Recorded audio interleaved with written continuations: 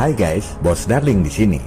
Melanjuti episode lalu, sekarang kita bahas tentang 4 orang penembak JFK yang sesungguhnya. Siapa dalang di belakangnya, dan apa penyebab sesungguhnya. Saya yakin Anda belum pernah dengar bahwa penembak JFK itu ada 4 orang, apalagi melihat orangnya. Ini adalah informasi yang mahal dan sangat langka. Anda nggak akan dapat info lengkap seperti ini, baik di buku, berita, maupun tayangan video lain. Saya membuat video ini untuk menghormati Presiden John F. Kennedy yang sudah banyak berjasa bagi Indonesia dalam memperoleh kembali Papua, serta untuk mencerdaskan kehidupan bangsa.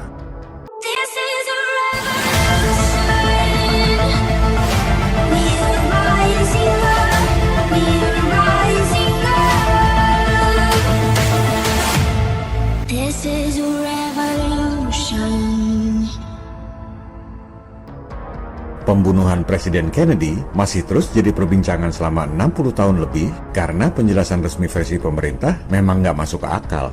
Versi pemerintah, JFK yang duduk di kendaraan yang sedang berjalan ditembak oleh Lee Harvey Oswald dengan senapan dari gedung lantai 6. Nggak sampai 1 jam, Oswald ditangkap. I don't know what this is all about. I work in that building. Were you in the building at the time? Naturally, if I work in that building, yes, sir. Back up, man. I'm just a patsy. Besoknya, Oswald yang dalam interview wartawan mengatakan bahwa ia cuma kambing hitam, dibunuh di depan wartawan. Seminggu setelah penembakan, pemerintah membentuk Komisi Warren sebagai badan resmi yang melakukan penyelidikan dan mengumumkannya.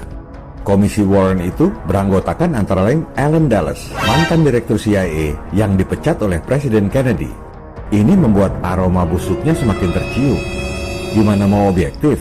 Investigasi dipimpin oleh musuh bebuyutan JFK yang dipecat 2 tahun sebelumnya.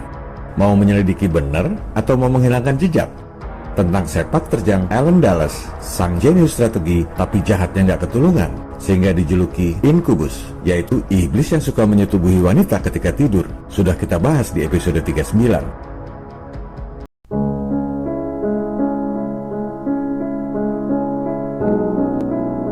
Kita lihat isi laporan Komisi Warren yang bisa Anda ambil dari Arsip Nasional Amerika. Ini data kredibel, bukan asal ngecap.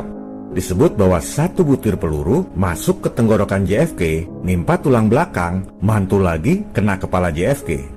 Ini adalah pembodohan yang luar biasa. Ditampilkan pula foto pelurunya. Nembus kerongkongan, kena tulang belakang, mental ke kepala, tapi pelurunya utuh. Laporannya sendiri banyak yang nggak konsisten. Melihat hasil otopsi, sebenarnya ada 6 luka tembak yang non-fatal, ditambah 1 di kepala yang fatal menyebabkan kematian. Itu disebabkan peluru tunggal. Belum cukupkah mereka menghina kecerdasan Anda? Karena banyak dikritik, laporannya berubah lagi. Seperti yang dikutip oleh media propaganda elit global, Wikipedia. Makanya soal-soal begini jangan baca Wikipedia. Sekarang jadi 3 kali tembakan. Tetap aja nggak sesuai dengan hasil lukanya. Jelas sekali, 7 luka itu sudut tembaknya beda-beda. Kalau Anda lihat foto-foto otopsi, JFK terkena 3 peluru. 1 di lengan. Jelas sekali, itu tembakan dari samping kanan, bukan dari belakang. Kedua, di leher. Melihat bekas lukanya, kelihatan luka masuk ke dalam. Berarti tembakan dari arah depan. Tapi nggak ada bekas keluar pelurunya. Harusnya peluru ada dong di dalam badan, tapi nggak ada juga. Kenapa? Karena sudah diamankan peluru-peluru yang di dalam badan. Supaya apa? Supaya nggak ketahuan bahwa peluru dan senapannya beda-beda. Ketiga, di kepala. Melihat bentuk lukanya juga jelas dari arah depan. Jadi dari 3 luka itu, nggak ada yang dari arah belakang, posisinya Lee Harvey Oswald. Ini yang hampir nggak pernah dibahas orang. Bahkan analisis FBI pun mengatakan semua tembakan dari belakang. FBI cuma bikin animasi berdasarkan narasi yang dibangun pemerintah. Masih lebih teliti kita analisis dibanding FBI. Itu di luar 4 peluru yang mengenai gubernur Texas. Jadi sebenarnya minimal ada 7 peluru. Itu pun minimal, sebab ternyata masih ada foto luka-luka lain yang nggak dipublikasikan. Masa hasil otopsi nggak bisa pastikan berapa jumlah peluru dan lokasi penembaknya? Segitu bodohnya kah? Atau memang settingan, konspirasi tingkat tinggi? Perpustakaan Kongres menyebut bahwa banyak saksi dengar suara tembakan dari area rumput, bukan dari gedung lantai 6. Tapi semua itu dianggap angin oleh Komisi Warren. Analoginya sama juga membentuk komisi penyelidikan kasus korupsi IKTP, ketuanya Setia Novanto. Ya jelas nggak bakal objektif. Menteri Kesehatan RFK Jr., keponakan Presiden JFK, putra Senator RFK Senior yang juga dibunuh, terang-terangan di media TV mengatakan bahwa ada penyembunyian kebenaran selama 60 tahun. Komisi Warren dijalankan oleh Alan Dulles, mantan direktur CIA yang dipecat oleh paman saya. Ini adalah settingan, konspirasi yang melibatkan banyak orang. Cocok kan analisa Pak Menkes sama kita? Urusan pandemi, RFK Jr. dan kita sama-sama nggak percaya lockdown. Urusan pembunuhan JFK, mata kita sama-sama tertuju pada Alan Dulles yang sudah kita bahas di episode lalu.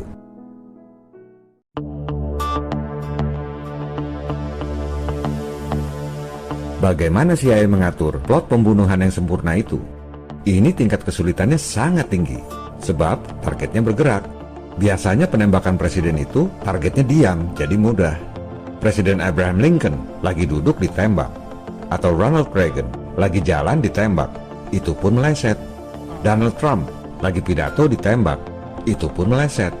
Nah, Kennedy ini lagi duduk di atas mobil, di jalanan yang ramai pula. Tingkat kesulitan tinggi sekali, ribuan saksi.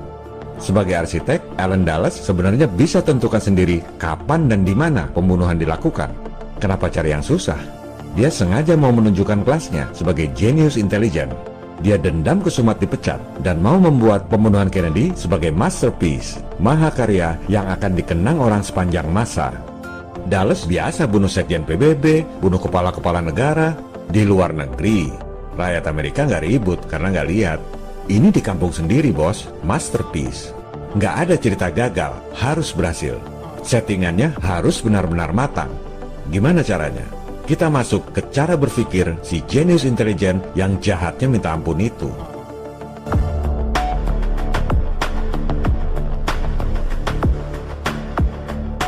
Pertama, karena targetnya bergerak, harus disiapkan beberapa penembak. Bukan cuma satu, setidaknya 3 sniper. Kalau 3 sniper masih gagal juga, ada lagi penembak keempat yang posisinya sangat dekat dengan target. Ini buat jaga-jaga aja, namanya contingency plan. Tembak jarak dekat sampai gagal juga mah kebangetan. Kedua, kuasai kendaraan. Ini sangat strategis. Sopir presiden itu pasti petugas Secret Service yang terlatih. Begitu dengar bunyi tembakan, pasti langsung tancap gas dan zigzag. Ada pelatihan khususnya. Ini harus dikompromikan dulu, supaya pas ditembak, mobilnya malah makin pelan untuk memastikan target tewas. Ketiga, siapkan titik tembak. Zaman itu belum secanggih sekarang. Masih perlu kode atau aba-aba manual di lapangan. Ini yang kemudian dikenal sebagai orang yang misterius, The Umbrella Man. Keempat, siapkan kambing hitam. Biasanya orang sipil yang sudah direkrut jadi agen rendahan, nggak tahu apa-apa. I'm just a patsy. Kelima, pengawal yang lari di kiri kanan kendaraan itu harus berhenti, supaya sasaran tembak lebih clear. Harus ada orang yang bisa kasih perintah untuk menyuruh pengawal berhenti. Keenam, segera setelah penembakan, tangkap kambing hitam, bunuh. Ketujuh, kuasai hasil otopsi. Rumah sakit sudah disiapkan, udah tahu setelah ditembak akan dibawa kemana. Siapin dulu dong, untuk bersihkan barang bukti. Arahkan hasil otopsi sesuai narasi yang dikembangkan. Kedelapan, kuasai hasil investigasi dan laporan. Maka masuklah Alan Dulles, sang dirijen pembunuhan, ke Komisi Warren. Ini namanya perfect crime, kejahatan yang sempurna. Komunis Kuba yang diisukan sebagai pembunuh Kennedy nggak bisa lakukan ini. Mafia yang juga diisukan kalau bunuh orang di pinggir jalan menjago. Tapi buat operasi intelijen rapi ini, otak dan tangannya nggak nyampe. Hanya CIA yang bisa.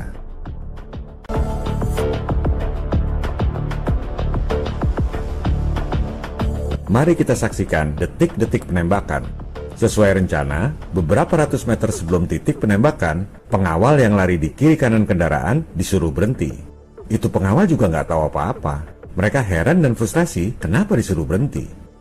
The Umbrella Man terlihat berdiri pas di lokasi penembakan. Kode keras, bos. 3 sniper posisinya di dekat si Umbrella Man itu. Sesuai laporan di perpustakaan Kongres tadi, banyak saksi dengar suara tembakan dari gundukan tanah berumput itu, bukan dari lantai 6. Begitu iringan kendaraan mau nyampe ke titik itu, Umbrella Man kasih kode. Dia naik turunkan payung. Ngapain coba? Nggak hujan nggak angin, orang naik turunin payung. Itulah aba-aba buat nembak.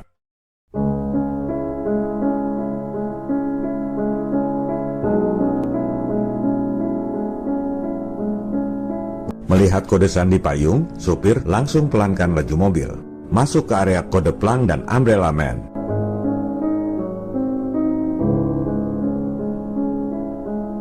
Tembakan pertama waktu kamera ketutupan plang, karena memang plang itu kodenya, blank spot.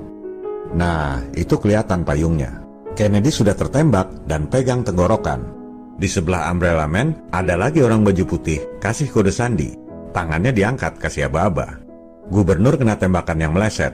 Dari foto-foto otopsi, kita tahu setidaknya ada 6 luka akibat tembakan 3 sniper. Tapi nggak tewas. Supir nengok, ngecek, lihat presiden masih hidup.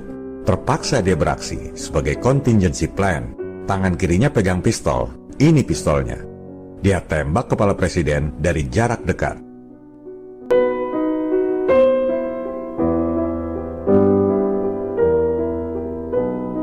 Kita ulangi lagi ya. Sopir nengok ke belakang, lihat presiden masih hidup, ancang-ancang nembak. Ini pistolnya. Jelas sekali kan, itu tembakan dari depan. Kepala Kennedy kena momentum dari depan, terhempas ke belakang. Dari lukanya juga kelihatan tembakan dari arah depan. Kita perjelas dulu rekaman video yang kita jadikan acuan. Rekaman ini dibuat oleh seseorang bernama Zapruder. Filmnya cuma 29 detik, tapi pas di tempat yang tepat, pada saat yang tepat pula. Dia syuting di atas gundukan rumput itu, Grassy Knoll, persis di tempat para sniper dekat Umbrella Man. Kebetulan atau settingan ya? Zaman dulu, film nggak langsung jadi, harus dia proses dulu. Maka dibawalah film itu ke Kodak Hawkeye Plant di Rochester, New York, yang kebetulan merupakan lab CIA. Kok dari Dallas dibawa ke New York sih? Ke lab CIA pula. Ya pasti sudah diedit oleh CIA. Film itu ditahan selama 12 tahun, baru tahun 1975 dipublikasikan. Total ada 28 frame yang sengaja dihilangkan. Ada juga frame yang ditukar. Yang tersisa pun sudah diedit. Zaman itu belum digital, ngedit video masih dengan cara komposit. Misalnya, film Nabi Musa berjalan di antara laut yang terbelah. Aslinya orang lagi jalan, digabung dengan rekaman tempelan. Video Zapruder ini juga sudah diedit. Pistol supir disamarkan seolah-olah rambut agen di sebelahnya. Pakai komposit, seperti contoh film Umat Nabi Musa tadi.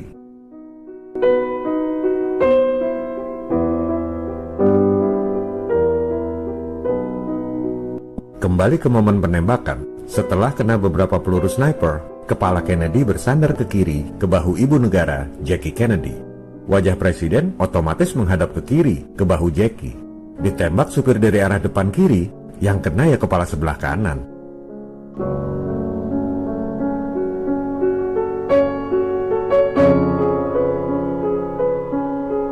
Jackie tahu tembakan dari arah depan. Di depannya, gubernur dan nyonya juga tahu. 3 orang itu semua ketakutan. Mereka pikir mereka semua mau dibunuh. Di sini kita lihat reaksi yang berbeda. Naluri pria, begitu tahu ada bahaya, gubernur langsung ngumpet ke kolong jok. Naluri wanita beda lagi. Begitu tahu ada bahaya di depan, Jackie langsung kabur ke belakang. Maka terjadilah momen epik ibu negara berusaha kabur ke belakang mobil. Ditahan oleh Secret Service, dia makin takut. Karena tahu yang nembak suaminya juga Secret Service yang jadi sopir. Jackie setelah itu hidup penuh dengan ketakutan. Sama dengan gubernur dan istrinya. Mereka tahu kalau buka mulut pasti dibunuh. Presiden aja dibunuh. Semua takut buka mulut.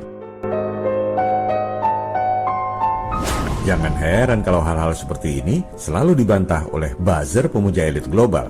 Mereka nggak bakal mau terima bahwa yang nembak kepala Kennedy adalah sopirnya sendiri. Makanya hasil otopsi selalu disembunyikan. Dokter yang meriksa mestinya tahulah kepala pecah kena tembak senjata apa. Ini ada bukti, data rahasia CIA yang sudah boleh dirilis. Jaksa Agung Jim Garrison menemukan bukti selongsong peluru kaliber 45 yang digunakan untuk menembak kepala Kennedy. Tahun 1963 itu, pistol yang gunakan peluru kaliber 45 kemungkinan pistol jenis Colt keluaran 1962. Kenapa orang-orang di Amerika pun nggak ada yang mengungkap hal ini? Padahal bukti-bukti di depan mata. Yang ngomong juga Jaksa Agung.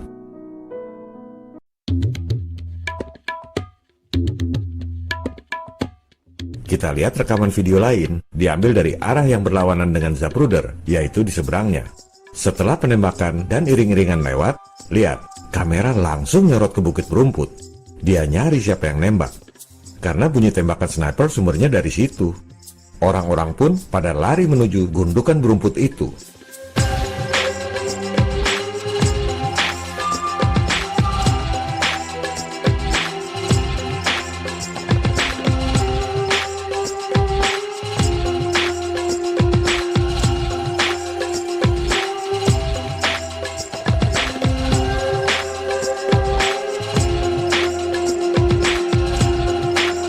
Di sisi lain, sementara semua orang di situ panik, lari, ada yang tiarap, itu Umbrella Man dan temannya baju putih nyantai aja nongkrong di pinggir jalan, kayak nggak ada apa-apa. Itu adalah gestur yang sangat mencurigakan. Presiden ditembak, bukannya kaget, lari, dia malah nongkrong pinggir jalan. Dan yang belum pernah ada orang bahas sebelumnya, itu 3 snipers nyantai aja jalan sambil senyum-senyum, dikawal polisi lagi.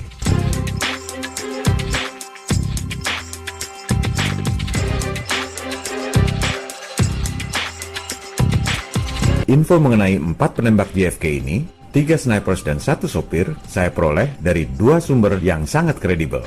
Yang 3 snipers ini saya dapat dari Kolonel Fletcher Prouty, Kepala Staf Operasi Khusus pada Kepala Staf Gabungan Militer di masa Presiden John F. Kennedy.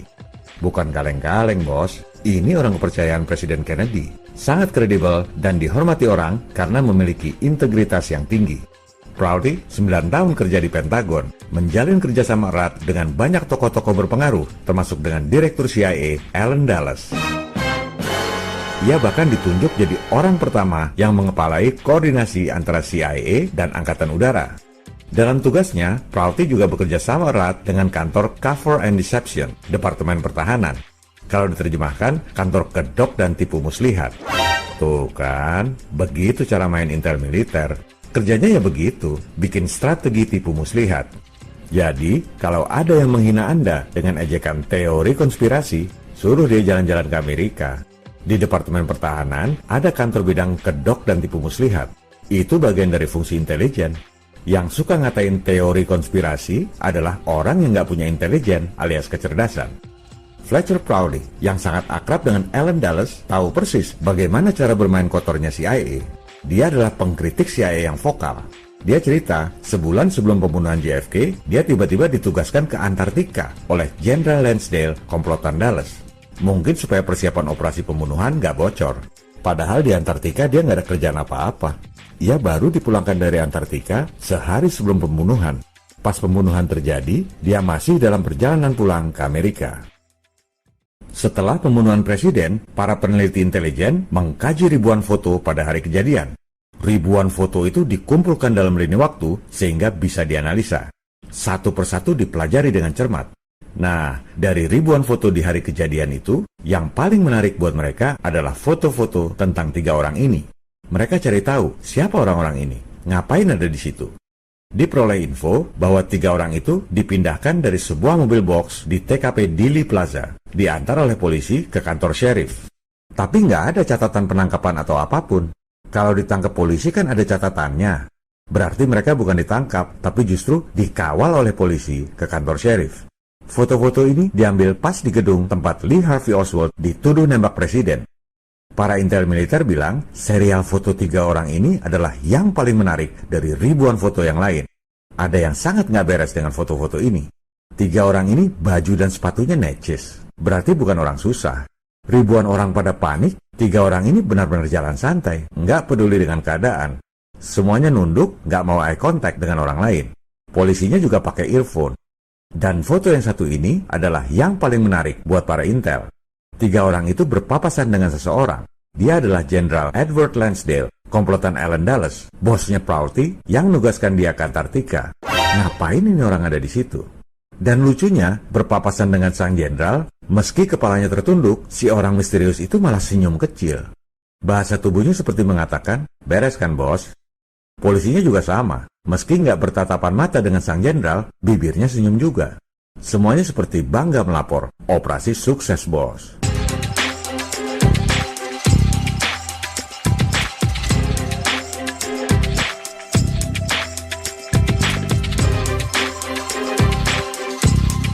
Ketiga orang ini sampai sekarang nggak teridentifikasi. Hanya saja, 20 tahun kemudian, tercatat ada seorang pembunuh bayaran yang ngaku bahwa dia adalah pembunuh JFK. Ini nggak main-main, karena tercatat di Asosiasi Sejarah Texas, TKP pembunuhan. Pembunuh bayaran ini bernama Charles Harrelson. Ada yang bilang, dia adalah satu dari 3 orang misterius di foto itu. Kalau Anda tahu aktor ganteng Woody Harrelson, nah, si Charles Harrelson ini adalah bapaknya Woody Harrelson. Juga kalau Anda tahu aktor ganteng pemenang Oscar, Matthew McConaughey.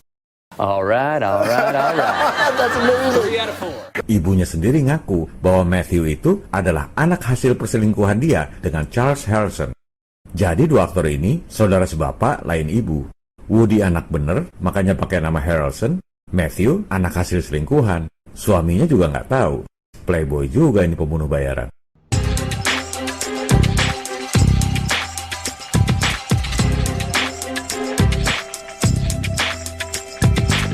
Menteri Kesehatan RFK Jr. juga mengatakan bahwa Charles Harrelson memang terlibat dalam pembunuhan pamannya. Ia adalah salah satu pembunuh bayaran yang di-hire oleh CIA pada hari itu. Tapi bukan dia yang ditugaskan menembak. Si Charles ini bertugas di gundukan berumput, membagi-bagikan rencana Secret Service kepada teman-temannya untuk menghalangi massa dan melindungi para snipers sehingga lolos dari gerebekan massa. Rapi bener ini operasi intelijen.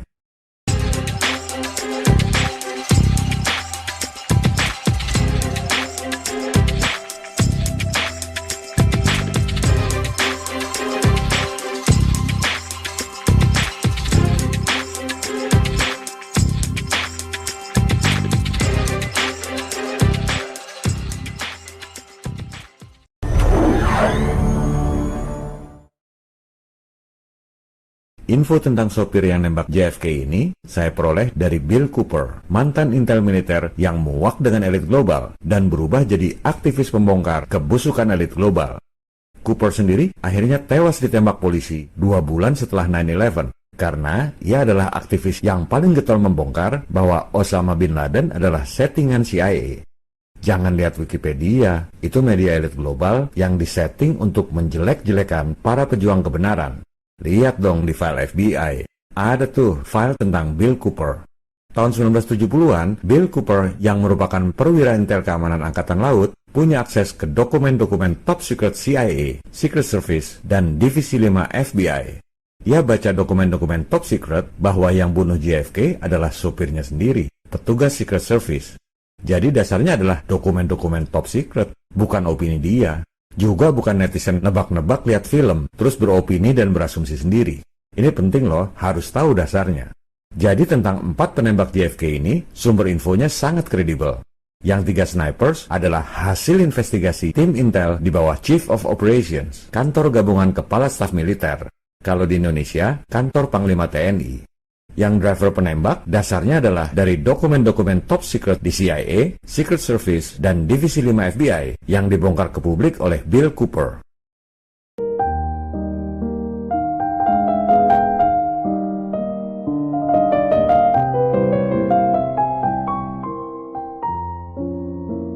Apa penyebab pembunuhan Kennedy?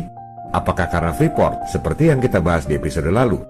Kaitannya pasti ada. Sangat erat hubungannya dengan Allen Dulles, juga erat dengan kepentingan elit global. Presiden Kennedy yang sejalan dengan Presiden Soekarno adalah hambatan bagi mereka untuk menancapkan kuku Freeport di Papua. Walaupun Kennedy maupun Soekarno sama-sama nggak tahu kalau ada emas di Papua. Tapi penyebabnya bukan cuma itu. Banyak hal yang jadi ganjalan bagi elit global sehingga merasa perlu untuk menunjuk Allen Dulles sebagai dirijen orkestra pembunuhan JFK. Urusan perang, Kennedy yang anti penjajahan dan cinta perdamaian dunia adalah penghambat bagi elit global untuk menciptakan perang di Kuba, Vietnam, Afrika, dan lain-lain. Urusan bisnis yang paling menonjol adalah soal Freeport. Yang jadi pemicu utama yang jarang dibicarakan orang adalah soal hak untuk menerbitkan uang. Presiden Kennedy menerbitkan Kepres, yaitu Executive Order nomor 11110 yang memberi hak kepada pemerintah untuk menerbitkan uang. Ini proyek unggulan Presiden Kennedy. Lihat dong tanggalnya, 5 bulan sebelum Kennedy ditembak, dan sudah mulai dicetak uangnya. Ini adalah lonceng kematian buat para bankir elit.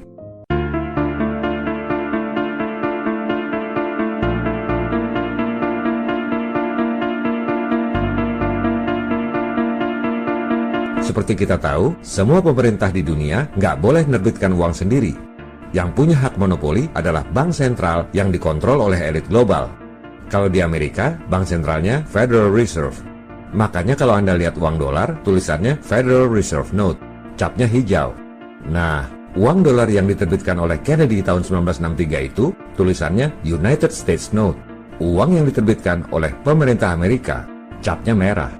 Apa bedanya? Kalau Federal Reserve Note, itu adalah utang, surat utang bank. Makanya namanya banknote. Kalau United States Note, itu uang beneran diterbitkan oleh pemerintah, nggak pakai utang. Ini adalah soal yang sangat sensitif untuk elit global. Coba kita lihat, siapa Presiden Amerika yang berani melawan bank sentral?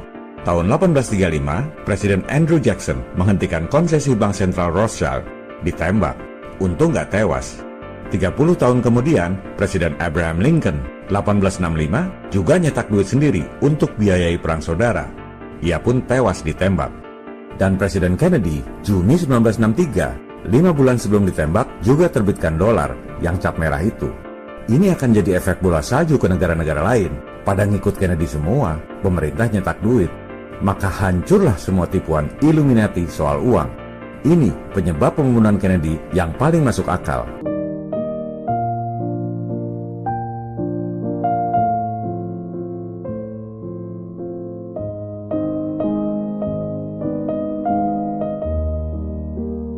Apa yang saya sampaikan di sini, saya yakin nggak bakal terbuka sepenuhnya lewat dokumen-dokumen rahasia yang harus dipublikasikan oleh Kepres Trump.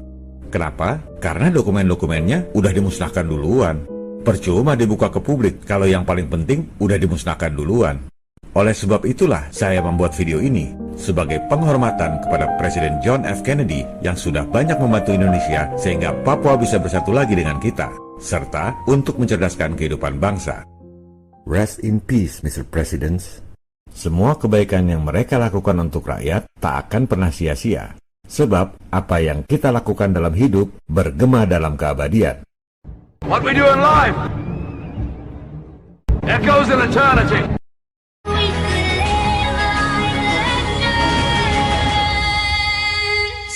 Viva Republik Indonesia. Salam People Power. Fate falls hard on our shoulders, but legends never die.